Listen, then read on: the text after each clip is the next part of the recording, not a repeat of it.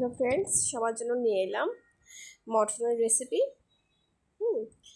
মটনটা আসলে অনেকে রান্না করতে পারে না, সেজন্য আমি শর্টকাট একটি ভিডিও নিয়ে চলে এসেছি। যারা মটন রান্না করতে পারেন না তারা ভিডিওটি দেখলে খুব ইজিলি মটনটা রান্না করতে পারবেন। মটনে আমি দিয়ে নিচ্ছি প্রথমে ভালো করে ধুয়ে আদা, রসুন, পেঁয়াজ পরিমাণ মতো করে দিয়ে নিচ্ছি এবং দিয়ে নিচ্ছি কিছুটা পেঁয়াজ বাটা।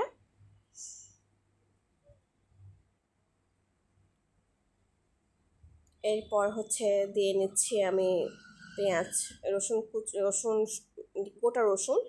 এই গোটা রসুনটা আপনার রান্নার স্বাদকে দ্বিগুণ করে তুলবে। এরপর দিয়ে নিচ্ছি আমি কুচনো পেঁয়াজ। এই কুচনো পেঁয়াজটা দিলে, সবগুলো পেঁয়াজ বাটা দেওয়ার প্রয়োজন নেই। আপনি কুচনো পেঁয়াজটা দেওয়ার পরে মাটনটা যখন আপনি কষাবেন তখন এটা গলে যাবে। এরপর দিয়ে নিচ্ছি তেজপাতা। এবার দিয়ে নিচ্ছি শুকনো মরিচ পরিমাণ মতো। আপনারা ঝালটা কম বেশি বুঝে শুনে দিবেন। আমারটা আপনার রাঁধুনি মরিচের গুঁড়ো, তাই আমি এটা একটু 2 চামচের মতো দিচ্ছি, যেহেতু বাচ্চারা আছে, সবাই ঝাল খেতে পারে না, ওই জন্য। এরপর দিয়ে নিচ্ছি জিরা গুঁড়ো। এবার দিচ্ছি হলুদের গুঁড়ো দিব। এবার জিরের গুঁড়োটা আমি পরিমাণ মতো দিয়ে নিয়েছি। এবারে দিব আমি হলুদের গুঁড়া। আপনারা সেটা বুঝে শুনে দিবেন, কীরকম পরিমাণ দিতে হবে সেটা আপনারা বুঝে শুনে দিবেন, আপনাদের মটন অনুযায়ী দিবেন আর কি। এরপর দিয়ে নিচ্ছি লবণটা একটু পরিমাণ মতো দিতে হবে, না হলে যদি বেশি হয়ে যায় খাওয়া যাবে না। কম হলেও ওটা আপনার দিয়ে খাওয়া যায়, কিন্তু লবণটা যদি বেশি হয়ে যায় তাহলে আর খাওয়া যায় না। ওই জন্য লবণটা দেওয়ার সময় একটু বুঝে শুনে দিতে হবে। পরবর্তী চেক করে দেখে আবার লবণটা দিতে পারবেন। এর মধ্যে এই পর্যায়ে আমি মটনটাকে ভালো করে মিশিয়ে নিচ্ছি, ভালো করে মেখে নিচ্ছি। মটনটা রান্নার সময় যত ভালো করে আপনি মাখবেন, যত ভালো করে আপনি ম্যারিনেট করবেন, তত ভালো করে মটনটা আপনার সেদ্ধ হবে। এরপর দিয়ে দিচ্ছি আমি সরিষার তেল। অতিরিক্ত দেওয়ার প্রয়োজনীয়তা নেই। সরিষার তেল সাধারণত 1 থেকে 2 চামচের মতো দিলেই হয়ে যায়। এরপরে আমি আবারও মটনটা ভালো করে মেখে নিচ্ছি, যাতে করে মশলাগুলো ভালো করে মটনের মধ্যে মিশে যায়। এরপর আমি কড়াতে দিয়ে দিলাম সাদা তেল এবং আমি মটনে দেওয়ার জন্য যে আলুগুলো রেখেছিলাম সেটা ভেজে দিচ্ছি। আলু ভাজা হয়ে গেছে। এবার আমি কড়ার মধ্যে দিয়ে দিচ্ছি গোটা মশলা দারচিনি, এলাচ, লবঙ্গ, এসব গোটা দিলে একটা ভালো স্মেল আসে।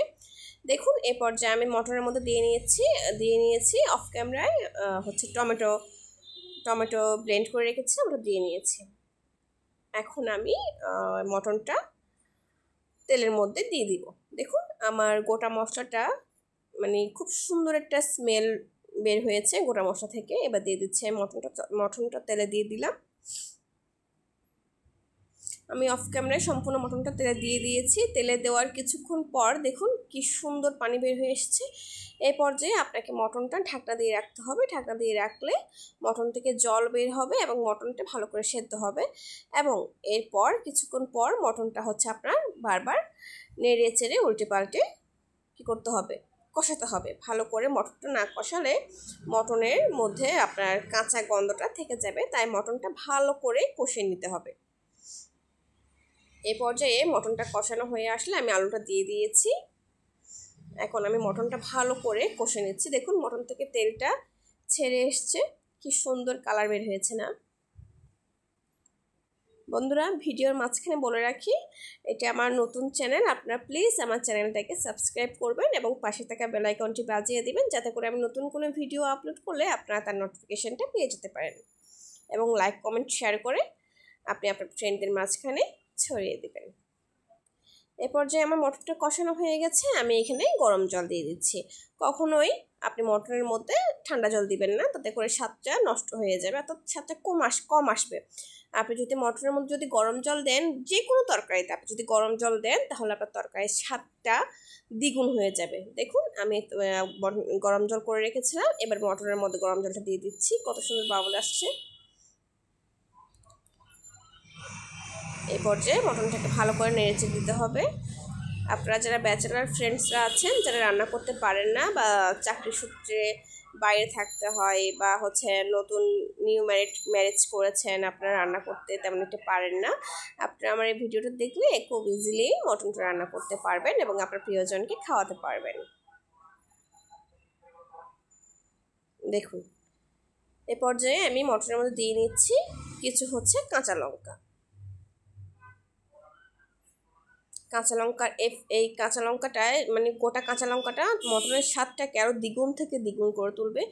খুব সুন্দর একটা স্মেল আসছে, যেটা আমি আপনাদেরকে বলে বোঝাতে পারবো না। এটা আপনি যখন আপনার নাকে আসবে আপনি তখন বুঝতে পারবেন যে স্মেলটা কত দারুণ। মনে হচ্ছে যেন আপনি যেন পোলাও রান্না করছেন বা কোনো রেস্টুরেন্টের মটন খাচ্ছেন, এরকম মনে হবে। কাঁচা লঙ্কাটা, গোটা কাঁচা লঙ্কা দেওয়ার বেনিফিটটাই হচ্ছে এটা। দেখুন কাঁচা লঙ্কাটাও একদম সেদ্ধ হয়ে গেছে। দেখুন মটনের মধ্যে বাবল চলে আসছে, তার মানে আমার মটনটা প্রায় হয়ে এসছে। এই দেখুন আমার মটনটা একদম প্রায় হয়ে এসছে, কত সুন্দর কালার আসছে দেখেন। এই তো দেখেন আমার মটনটা কত সুন্দর কালার আসছে, আমার মটনটা হয়ে গেছে, একদম হয়ে গেছে। এই পর্যায়ে আমি মটনটা নামিয়ে নিচ্ছি। দেখুন, এই দেখুন মটনের ফাইনাল লুক। মটনটা কত সুন্দর এবং কত ইয়াম্মি হয়েছে, আমি আপনাদের বলতে বোঝাতে পারবো না যে আমার মটনটা কতটা ইয়াম্মি হয়েছে। Thanks for watching.